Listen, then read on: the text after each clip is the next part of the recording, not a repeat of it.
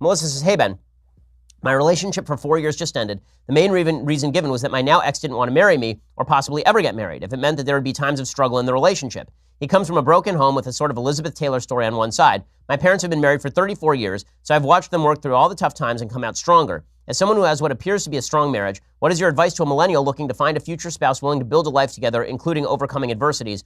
All the best, Melissa. Well, honestly, this is an entry-level question that you need to be asking the person you're dating. Right? You shouldn't find out 4 years into the relationship that the person doesn't want difficulties in the relationship and doesn't want marriage. You should be dating for marriage. That is in my view, this is the only purpose to date. I do not understand the idea of dating to live together. I don't understand the idea of dating for sex. It doesn't make any sense to me. The entire purpose of dating for marriage, of dating, should be that you want to create a long-lasting relationship within which to build a family.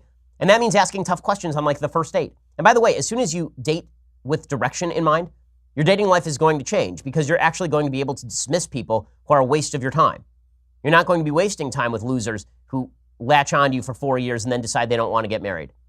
And ladies, you're not going to draw a man in by living with him. That's not how this works. The old saw that no one buys the cow if they can get the milk for free, there's a large grain of truth to that. You know what kind of women men want to marry? The kind of women who make it clear that they want to be married. If men can get away with not marrying women, then they will do it because that's how men are.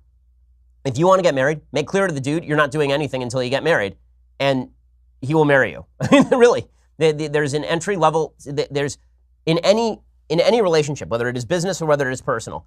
In order for somebody to fully commit to a business relationship, they have to have skin in the game. The only way to get skin in the game when it comes to actual marriage is to say you are not going to get anything out of me, basically, and I mean in terms of sex particularly, until marriage actually happens. I think that virginity until marriage is not just a good idea for your own protection, I think, and for your spiritual good. I think it's actually a pretty good negotiating tactic is the reality. So do what you want, it's a free country, but if you want my advice on how to actually snag the kind of person worth marrying, make clear to the person that that's what you're looking for, because it draws a different kind of person.